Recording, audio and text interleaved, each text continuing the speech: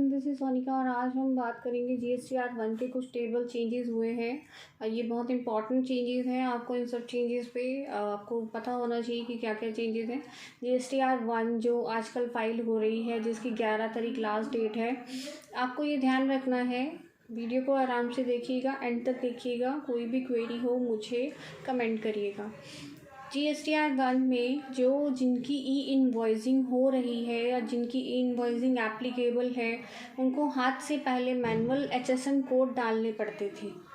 अब उनके लिए HSN कोड को वो ई इनवॉइसिंग के लिए इंपोर्ट कर सकते हैं। HSN कोड अब उन्हें हाथ से नहीं डालने पड़ेंगे दोस्तों।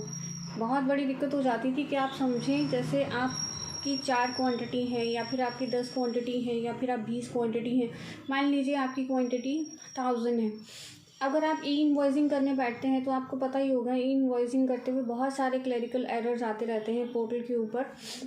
काफ़ी दिक्कतें फेस होती हैं डीलर्स को ई इनवॉइसिंग करते हुए, क्योंकि पोर्टल पे बहुत सारे इश्यूज रहते हैं। तो ई इनवॉइसिंग के टाइम पे जब हम हाथ से मैनुअली एंट्री करते हैं, डाटा फीडिंग करते हैं, तो बहुत सारी दिक्कतें आती हैं, जिसमें से एक दिक्कत होती है HSN कोड की। तो अब गवर्नमेंट ने इस दिक्कत को सॉल्व कर दिया है। अब आप कोड्स को इनवॉइसिंग से जो भी इनवॉइस करते हुए आप उसे इंपोर्ट कर सकते हैं बेसिकली। तो ये दिक्कत जो है आपकी यहाँ पर ख़त्म हो जाती है। लेकिन आपको ध्यान रखना है, आपको HSN कोड जो आपको इंपोर्ट करना है वो आपको ये ख्याल रखना है वो मिनिमम 6 डिजिट्स का होना चाहिए। अगर वो 4 डिजिट्स का है तो आपके लिए दिक्कत हो जाएगी। अभी भी ये फैसिलिटी स्टार्ट हुई है, तो आपको ये ख्याल रखना है कि अगर वो 6 डिजिट्स का है तभी आप उसे इनवॉइसिंग करें। अगर आप वो 4 डिजिट का इंपोर्ट कर रहा है तो आप उसे ना करें, आप उसे होल्ड करके मतलब हाथ से मैनुअली ही 6 डिजिट का फिल करें। तो ये चीज़ें आपको ख्याल रखनी है। अगर आप उसे 4 डिजिट से ही सबमिट कर देंगे तो आपके लिए दिक्कत हो जाएगी। तो आई होप आपको ये पॉइंट समझ आ गया होगा। मेन रीज़न अमेंडमेंट का जो आया था ये ई इनवॉइसिंग के लिए, वो ये था। तो अब आपको ख्याल रखना है कि आपको ई इनवॉइसिंग करते हुए HSN कोड हाथ से ना डालकर आपको इंपोर्ट करना है।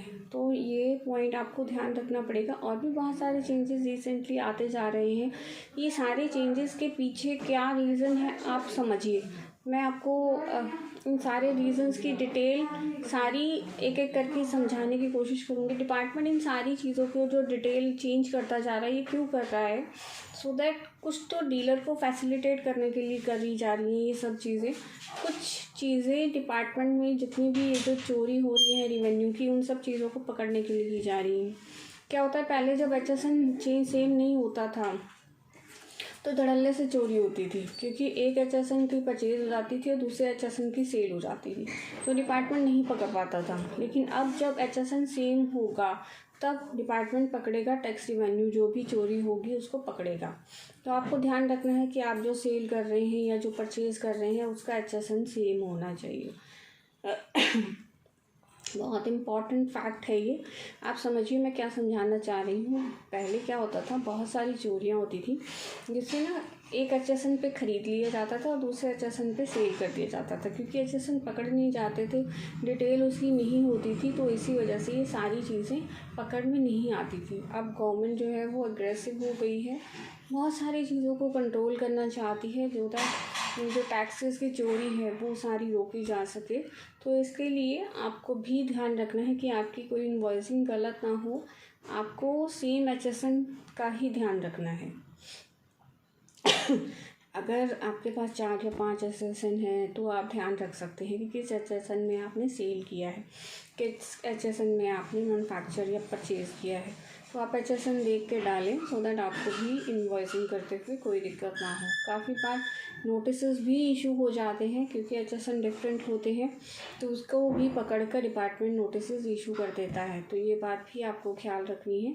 अभी कल भी मेरे एक नोटिस में एक इन्फॉर्मेशन में एक नोटिस आया था, जिसके लिए DST डिपार्टमेंट ने एक वर्क ऑर्डर इशू किया था, बट वो काम नहीं हुआ, तो उसकी वजह से भी उन्होंने डिमांड निकाल दी।